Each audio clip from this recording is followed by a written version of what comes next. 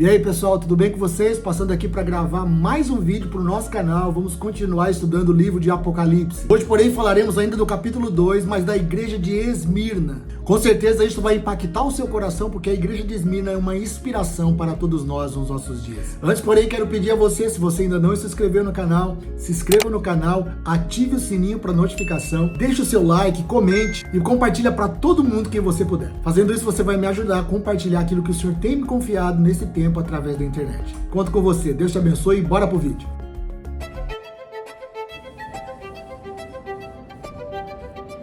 Pessoal, a igreja de Esmirna é uma igreja exemplo para todos nós. Talvez não seria uma igreja que eu e você, olhando assim meio de longe, sem mergulhar nos detalhes históricos e da carta em si, seríamos atraídos à primeira vista. Mas quando aprofundamos na história e naquilo que Jesus está falando com eles, somos facilmente fascinados por essa igreja. E lembrando, as cartas às igrejas do Apocalipse estão falando sobre cada um de nós também nesse tempo. Como disse em vídeos anteriores do nosso estudo do livro de Apocalipse, esse momento dessas cartas que Jesus está entregando às igrejas não é especificamente somente às igrejas daquela época, mas uma mensagem profética a todos nós. Até porque nós estamos na era da igreja, o tempo dos gentios. Isto posto, é muito importante nós darmos uma olhada no contexto histórico. Então vamos lá. Esmirna é uma cidade que ainda hoje existe, mas é conhecida como Esmir. Era um grande centro comercial fundado como colônia grega em meados de 1000 a.C. Ela tinha o principal porto da Ásia e veio a ser destruída depois de um tempo da sua fundação. Mas em 600 a.C. ela voltou a ser reconstruída, se tornando uma das principais cidades da Ásia Menor. Ela competia com Éfeso e Pérgamo como a mais bela cidade da Ásia Menor, chamada também de Coroa e Flor da Ásia. Era o local também da celebração dos Jogos Olímpicos e tinha um dos maiores anfiteatros de toda a Ásia. Esmirna também tinha templos dedicados a Cibele, Afrodite, Zeus, Apolo e Escolápio. Esmirna foi uma cidade absolutamente aliançada com o imperador de Roma, e por conta disso se tornou devota ao imperador de Roma, inclusive tendo um centro de adoração à deusa de Roma. Isso trouxe muitos problemas para a igreja do Senhor Jesus naquela cidade. É a única cidade que ainda está de pé das 7 igrejas do Apocalipse, e também é uma das 3 maiores cidades da Turquia atualmente, ficando apenas atrás de Istambul e Ankara, que é a capital. Em 26 d.C. foi permitido por Roma erigir um templo a Tibério, Lívia e ao Senado romano. E por conta de toda essa idolatria levantada nessa cidade, culto a deuses e principalmente uma reverência, um culto, a adoração ao imperador, os cristãos daquela cidade foram perseguidos, mortos, passando muitas vezes por martírios. Pessoal, por isso é muito importante vermos o contexto histórico das cartas do Apocalipse, porque logo nós entendemos o porquê das cartas. Jesus é específico quando entrega uma carta direcionada à realidade daquelas igrejas. Mas ele é tão sábio que a realidade daquelas igrejas, os ensinos, os fundamentos compartilhados ali, não serviriam apenas para aquela igreja naquele momento, mas para a igreja do século 21, como é o nosso caso. Então vamos lá, vamos ver o que diz Apocalipse capítulo 2, do verso 8 ao verso 11. E ao anjo da igreja de Esmirna escreve: Isso diz o primeiro e o último, que foi morto e reviveu. Conheço as suas obras e a tribulação e a pobreza, mas tu és rico, e a blasfêmia dos que se dizem judeus e não são, mas são sinagoga de Satanás. Nada temas. Outras traduções dizem: não temas das coisas que hás de padecer. Eis que o diabo lançará alguns de vós na prisão, para que sejais tentados e tereis uma tribulação de 10 dias. Sê fiel até a morte, e dar-te-ei a coroa da vida. Quem tem ouvidos, ouça o que o Espírito diz às igrejas: o que vencer não receberá o dano da segunda morte.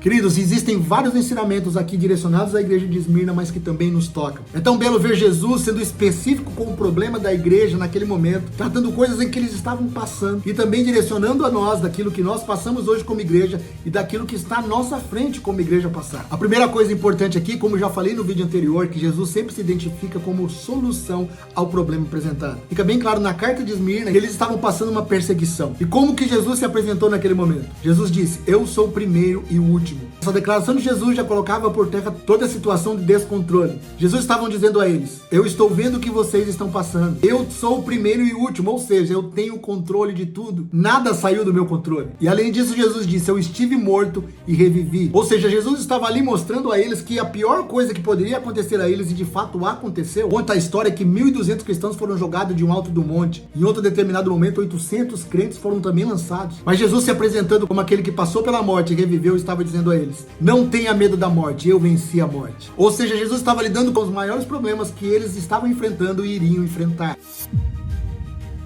Segundo ponto importante sobre a igreja de Esmirna, Jesus mais uma vez disse: eu conheço a sua tribulação. Isso para nós hoje também é um alento, saber que o nosso Senhor, o nosso Mestre, conhece as nossas dificuldades. Ele não está inerte, Ele está junto, Ele está conosco. Ele diz: conheço as suas obras e as suas tribulações. Ou seja, Jesus está vendo o que aquela igreja está passando, como Ele vê o que nós passamos desse tempo. E Ele dizia: a sua pobreza, mas és rico. Por isso é importante olharmos o contexto histórico. A igreja de Esmirna era uma igreja financeiramente pobre, enquanto a cidade era uma cidade riquíssima. Mas Jesus está dando uma perspectiva de riqueza que de fato é a real. O que eu quero dizer é que a riqueza segundo o que o mundo diz e a riqueza segundo o que Deus diz e vê são totalmente diferentes. Por isso Ele diz: se vocês se acham pobres, ou se de fato vocês não têm uma condição financeira, material, abastada como igreja, a verdade é que vocês são ricos. Veja, existe uma declaração de Cristo afirmando a riqueza deles. Como diz em Tiago capítulo 2, é uma riqueza baseada na fé, é uma riqueza baseada no conhecimento de Deus.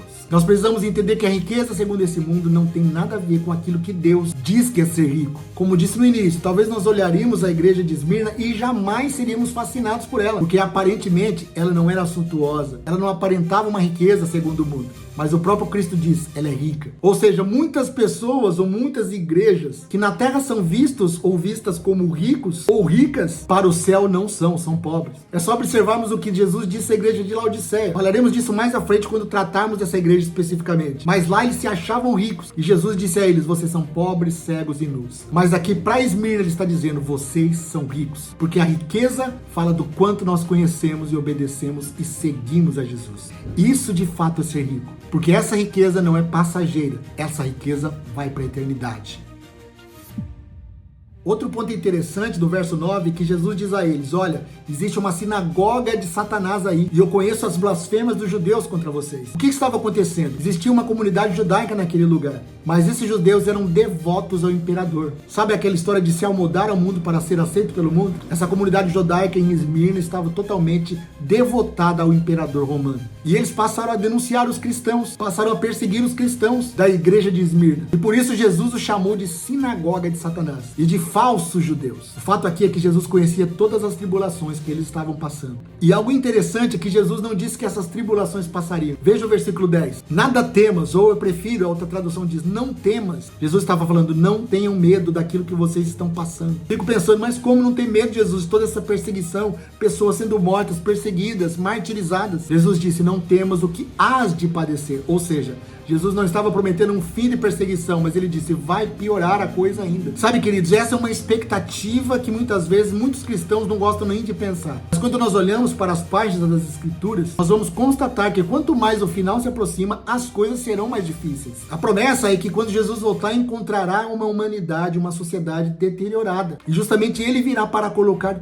tudo no seu devido lugar. O nosso papel como igreja hoje é anunciar esse reino que veio, vivendo na medida que nós temos hoje para viver, anunciando o reino, curando os enfermos, expulsando os demônios, espalhando o evangelho, anunciando o Redentor que vem para redimir toda a terra. E Jesus ainda dá uma notícia. Ele diz: Satanás lançará muitos de vocês na prisão por 10 dias, para que sejais provados ou tentados. Ser fiel até a morte, eu te darei a coroa da vida. Pessoal, é muito sério isso. Jesus está dizendo isso a eles, e esses 10 dias, quando nós olhamos as Escrituras, a tipologia bíblica, o número 10, fala tanto de juízo como de prova. O juízo de Deus, as 10 pragas lá no Êxodo, mas a Bíblia também fala dos 10 mandamentos, ou seja, a prova para o povo de Deus, da necessidade da graça de um Salvador. Então esse número 10, na verdade, se você for olhar na história, não foram 10 dias. 10 dias é apenas uma tipologia do tempo de tribulação que eles enfrentariam. Foi muito mais do que 10 dias, foram anos. E a recomendação de Jesus, lembrando que Jesus não deu nenhuma repreensão a essa igreja, isso é formidável. Jesus diz: sejam fiéis até a morte. Sabe, queridos, a promessa do Senhor para a nossa vida nesse tempo não é a ausência de problemas, não é a ausência de tribulações, mas é a presença dele conosco, é a promessa da presença.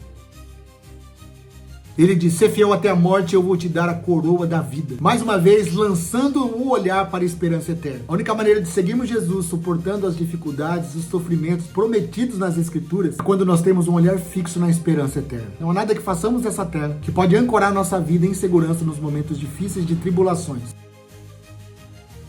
Jesus termina dizendo no versículo 11: quem tem ouvidos, ouça o que o Espírito diz às igrejas. O que vencer não receberá o dano da segunda morte. Você sabe o que é a segunda morte? É a morte eterna. É ser condenado, é morrer eternamente, é estar com o diabo no inferno para sempre. Jesus estava dizendo a eles, mesmo com essa perseguição, mesmo que vocês chegarem a morrer, serem martirizados por minha causa, como vários irmãos na igreja de Esmirna foram, mesmo assim vocês tenham certeza que essa morte é só para essa vida. Vocês viverão eternamente comigo. Essa era a mensagem que Jesus estava dando àquela igreja. Por isso, olhar para a igreja de Esmirna é olhar para uma igreja que se manteve fiel, mesmo em meio a todas as tribulações da vida. Sabe, queridos, olhando para as Escrituras, quanto mais o retorno de Jesus se aproxima, mais difíceis as coisas serão. Por isso é importante olharmos para a igreja de Esmirna e nos inspirarmos com a fé, perseverança, amor profundo por Deus e expectativa no retorno de Jesus a essa terra. Espero que você tenha sido inspirado com a igreja de Esmirna e que eu e você possamos crescer na devoção, amor, mesmo em meio às tribulações da vida, nos mantermos firmes olhando para Jesus, porque a sua vinda é certa e real.